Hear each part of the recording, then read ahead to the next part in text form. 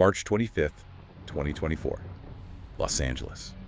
The sun is high, harsh, gleaming off the white stone in the palms of Holmby Hills. A very specific kind of light. It is. It's the kind of lighting directors beg for: bright, revealing, expensive. Yeah. But inside the mansion on the screen, the mood is pure midnight. Federal agents are breaching the doors. Tactical gear, the whole 9 yards. They're moving past the luxury cars and the manicured lawns. And here's the thing. They are not looking for gold records. They aren't looking for Grammys. They are hunting for ghosts. Specifically for digital ghosts. Exactly. Welcome to the Deep Dive. Today we're opening dossier number 22, looking at the sources around the fall of Sean Diddy Combs. But we aren't here to rehash tabloid headlines. No, this is about the machinery. It is. We're analyzing AP News reports, the DOJ indictment, the timelines, to understand how an entertainment empire allegedly became this industrialized system of silence.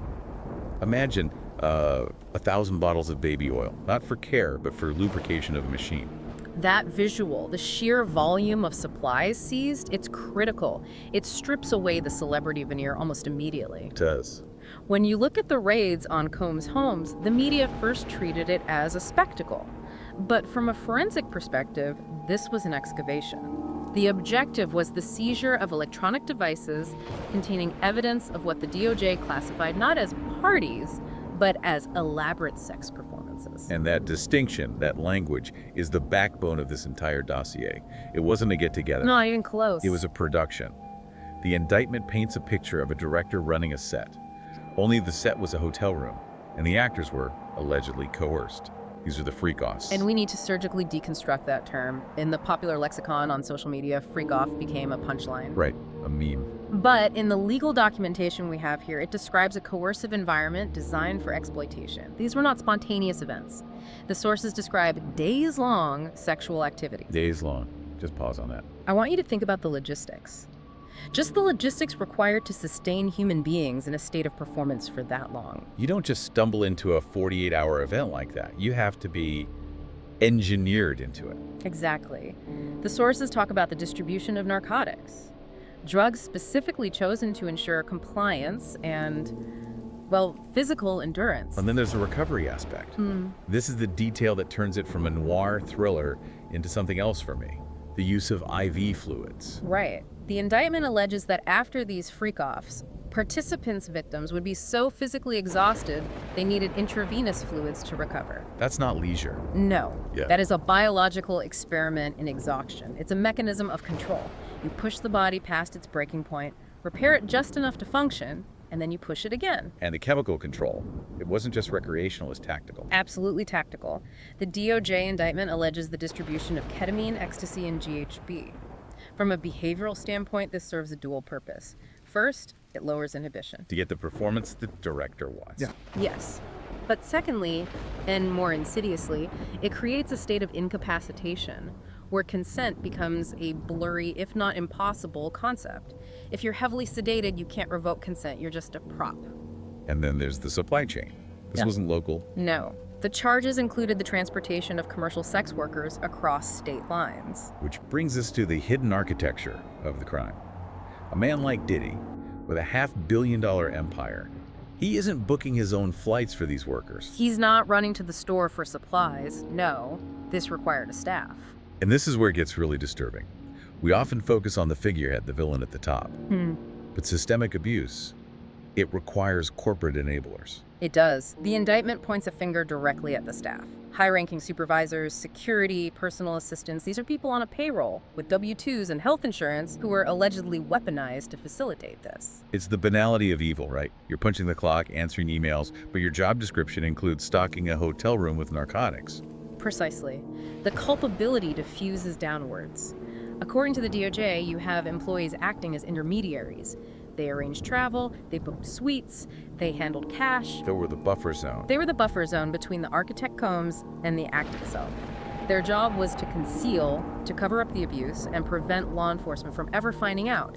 They weren't just booking agents, they were the walls of the fortress. And the bad boy empire wasn't just selling records, it was selling silence. Yeah. And the ultimate silencer, it wasn't a gun, it was a camera. The recordings. The sources all say these freak-offs were filmed. And this wasn't for nostalgia. The DOJ alleges this was collateral. That's the psychology of the digital tomb you mentioned. The recording device is a weapon of future compliance. The DOJ alleged that Combs used these sensitive, embarrassing videos as leverage. It's a closed loop of coercion. It is. You drug them to get the footage, and you use the footage to ensure they never talk about the drugs or the abuse. If a victim refused a demand, the threat was the release of that footage. It's mutually assured destruction, but only one side has the launch codes. It's terrifyingly effective.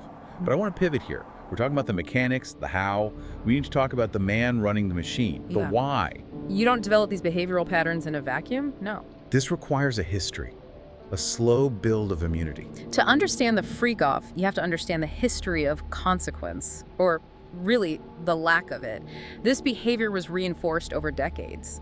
The AP News timeline is fascinating. You can see the escalation. It starts way back, early 90s. It's like watching the prequel to a disaster. 1991, the City College charity basketball game. This is a critical moment in the psychological profile.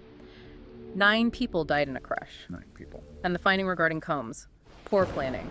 9 lives lost, and the takeaway was a logistical error. And that's the first lesson. Tragedy can be reframed as an administrative oversight. He didn't face criminal charges for those deaths. He paid some settlements, and the show went on. Then we cut to 1999, the Club New York shooting. This is the stuff of hip-hop legend, but if you look at the facts... 3 people wounded. He flees the scene.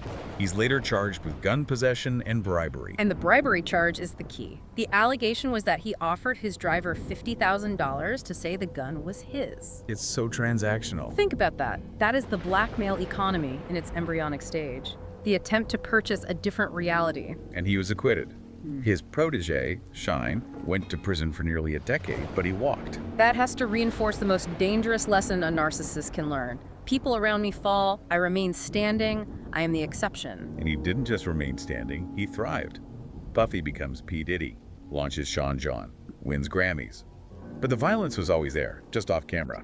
The same year, 1999, he attacks a record executive, Steve Stout. A brutal assault. And the result, anger management classes. This cumulative history creates what we might call a narcissistic fortress. A fortress. When you repeatedly engage in high-risk violent behavior and society rewards you with more money, more fame, and minimal punishment, you develop a sense of omnipotence.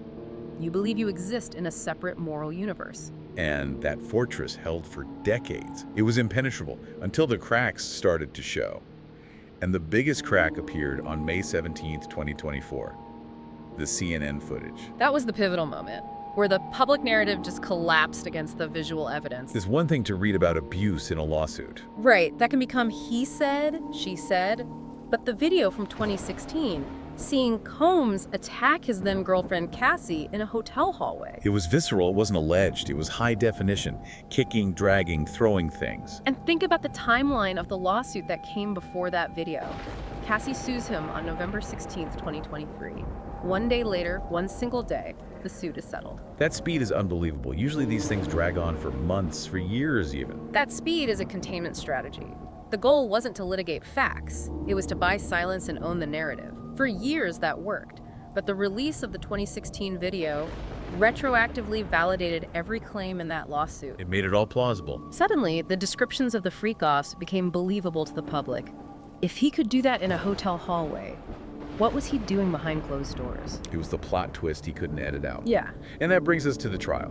May through July 2025, the world was watching. And the verdict, well, it wasn't the clean ending everyone expected, was it? It was a complex legal outcome. On July 2, 2025, the jury convicted Sean Combs on 2 counts of prostitution-related offenses. So a conviction. Yes, but he was acquitted on the higher-level charges.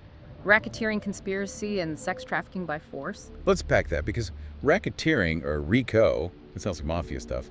Why did that charge fail? RICO requires proving that the entire enterprise, the business itself, was designed as a criminal organization. The defense successfully argued the business was legitimate, making music, selling clothes, and that these other activities, while maybe illegal, didn't define the enterprise. So they separated the man from the business. In the eyes of the jury, yes. For the trafficking by force charges, the burden of proof is beyond a reasonable doubt, and they couldn't get there for every instance. So the defense team celebrated. They called it a victory of all victories.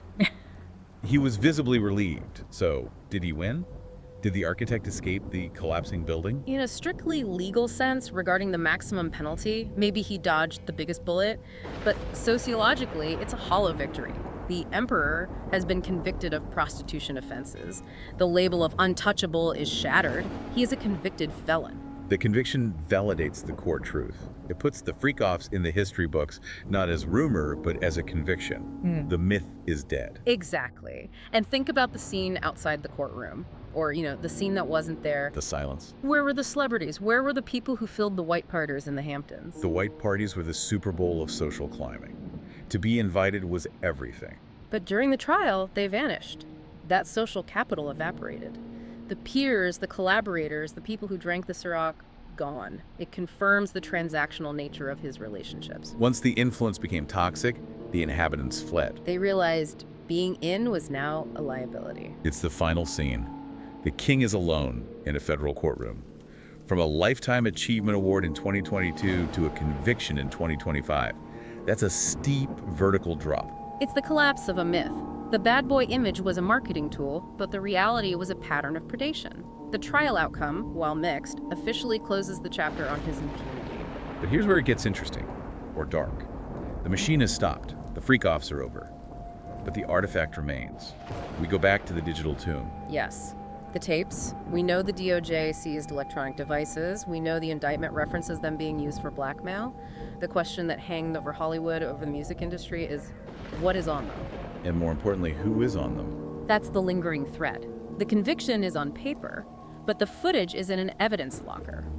The silence from the industry might not just be about distancing themselves from Diddy, it might be about self-preservation.